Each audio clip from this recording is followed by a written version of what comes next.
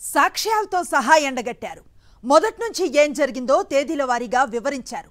క్షుద్ర రాజకీయాలు చేద్దాం అనుకున్న చంద్రబాబు చెంప చెల్లుమనిపించారు. కుట్రలు కుతంత్రాలతో కోట్లాది మంది శ్రీవారి భక్తుల మనోభావాలను లెక్క చేయకుండా వ్యవహరించిన బాధ్యత లేని ముఖ్యమంత్రికి ముచ్చెమటలు పట్టించారు. జగన్ పోరాటాన్ని చూసి ఆయన అభిమానులే కాదు, ప్రత్యర్థి పార్టీ నేతలు కార్యకర్తలు కూడా వావ్ అంటున్నట్లుగా సమాచారం. సుప్రీంకోర్టు వ్యాఖ్యలు చూసిన తర్వాత టీడీపీలో సైతం ఛీ చంద్రబాబు అని అనుకుంటున్నట్లుగా తెలుస్తోంది. తిరుమల లడ్డూ ప్రసాదంపై చంద్రబాబు చేసిన క్షుద్ర రాజకీయం బూమ్రాంగ్ అయింది. బాబు ఆరోపణలను ఎండగడుతూ మాజీ ముఖ్యమంత్రి వైఎస్ జగన్ చేస్తున్న పోరాటానికి సుప్రీంకోర్టు వ్యాఖ్యలు 1000 ఏనుగుల బలాన్ని చేకూర్చాయి. చంద్రబాబు ఉస్కో అనగానే ఎగిసిపడే పచ్చ మీడియా సంస్థలు, మేధావుల ముసిగేసుకుని అడ్డంగా మాట్లాడే పచ్చమూక, ఇలా అందరూ మూకుమ్మడిగా దాడి చేసినా వైఎస్ జగన్ వెనకడుగు వెయ్యలేదు. అత్యంత సున్నితమైన అంశాన్ని చాకచక్యంగా ప్రజల ముందుకు తీసుకుపోయారు. జగన్ రాజకీయ జీవితంపై రాజకీయ బురద వేద్దామనుకున్న చంద్రబాబుకు చుక్కలు కనబడేలా చేశారు. జగన్ తిరుమల ప్రయాణాన్ని కూడా బాబు తన క్షుద్ర రాజకీయాలకు వాడుకుందామనుకుంటే వైఎస్ జగన్ తెలివైన నిర్ణయం తీసుకుని ప్రయాణాన్ని తాత్కాలికంగా వాయిదా వేసుకుని చంద్రబాబు కుతంత్రాన్ని తిప్పికొట్టారు. దేశవ్యాప్తంగా చంద్రబాబు నీచ రాజకీయాన్ని తెలియజేయడంలో మాజీ ముఖ్యమంత్రి వైఎస్ జగన్ సక్సెస్ అయ్యారని ఆయన అభిమానులే కాదు, కూటమి పార్టీల నేతలు కూడా అనుకుంటున్నట్టు రాజకీయ వర్గాల నుంచి వినిపిస్తున్న మాట. తన 100 రోజుల పరిపాలనపై ఉన్నవి లేనివి కల్పించి పెద్ద ఎత్తున పండగలాగా చెయ్యాలని అనుకున్న చంద్రబాబు ఆ పని చెయ్యలేకపోయారు. కారణం, ఒక్క పథకం కూడా అమలు కాలేదు. సూపర్ 6 పథకాల పేరు చెబితే చాలు ప్రజలు తన్నేలాగా ఉన్నారు. దీనికి తోడు బుడమేరు వరద బెజవాడ వాసులను ముంచేయడంతో బాబు సర్కార్ ఫెయిల్యూర్ పై సర్వత్రా చర్చలు మొదలయ్యాయి. సుమారు 4 లక్షల మంది 10 రోజుల పాటు వరదలో ఉండిపోయారు.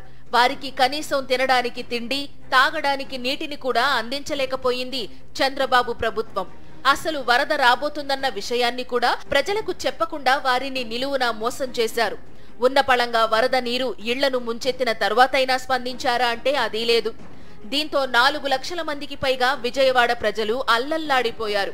ఆ విజువల్స్ చూసి, ప్రజల ఆవేదన చూసి దేశవ్యాప్తంగా చంద్రబాబు వైఫల్యంపై చర్చ జరిగింది. 60 మందికి పైగా జనం చావులకు కారణమయ్యాడని చంద్రబాబు ప్రభుత్వ అసమర్థతను ఎండగట్టారు.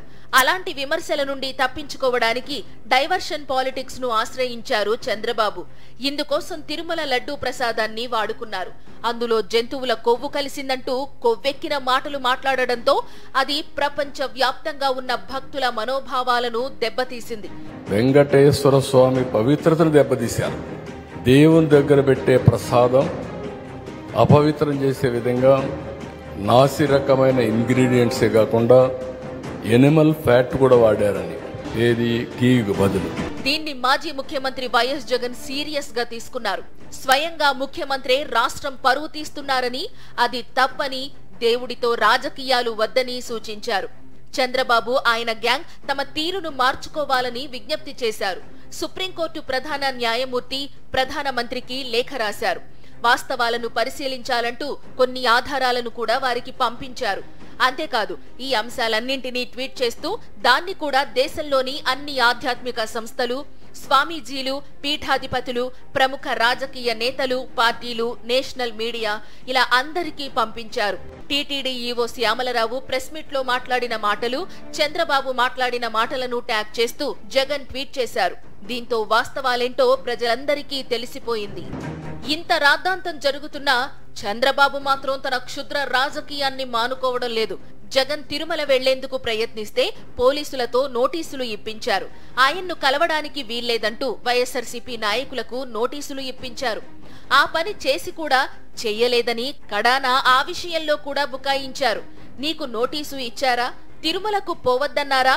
వెంకటేశ్వర స్వామి గుడికి పోనివ్వబోమని ఎవరైనా చెప్పారా అంటూ మాజీ ముఖ్యమంత్రి వైఎస్ జగన్ ను ఎగతాళి చేస్తూ సీఎం చంద్రబాబు పచ్చి అబద్ధాలను వల్లెవేశారు. ఈ విషయాన్ని కూడా జగన్ వీడియో రూపంలో ట్వీట్ చేస్తూ అనేక మంది ప్రముఖులకు ట్యాగ్ చేశారు.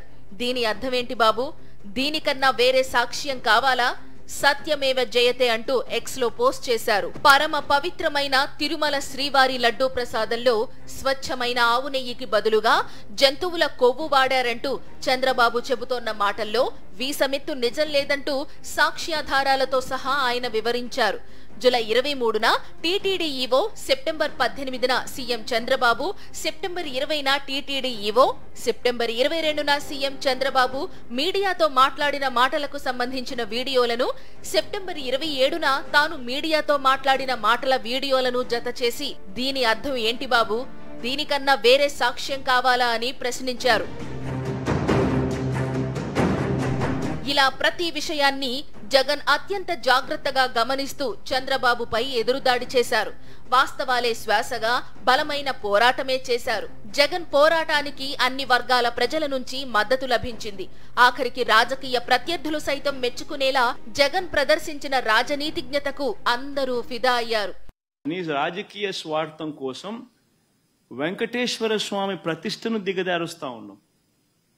నీ రాజకీయ స్వార్థం కోసం వెంకటేశ్వర స్వామి ప్రసాదానికి సంబంధించిన విశిష్టతను దిగజారుస్తా ఉన్నాం. జరగనిది జరిగినట్టుగా, అనిమల్ ఫ్యాట్ తో తయారు చేసినట్టుగా ఒక అబద్ధాన్ని ప్రచారం చేస్తా ఉన్నాం. ధర్మమేనా అని అడుగుతా ఉన్నాం. దీంతో చంద్రబాబుకు సీన్ అర్థమైంది. సిట్వేసి చేతులు దులుపుకోవాలని చూశారు. కానీ వైఎస్ జగన్ సుప్రీంకోర్టులో న్యాయ పోరాటానికి దిగారు. ఎంపీ వైవి సుబ్బారెడ్డితో కేసు వేయించారు. ఈ సందర్భంగా సుప్రీంకోర్టు చేసిన వ్యాఖ్యలతో ముఖ్యమంత్రి చంద్రబాబుకు మైండ్ బ్లాంక్ అయిందంటున్నారు.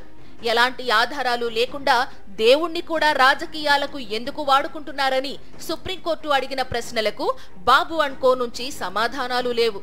జగన్ మొదటి నుంచి సంధించిన ప్రశ్నలే దాదాపుగా కోర్టు కూడా వేయడంతో బాబు అబద్ధాలపై జగన్ చేస్తున్న పోరాటానికి 1000 ఏనుగుల బలం చేకూరినట్లయింది.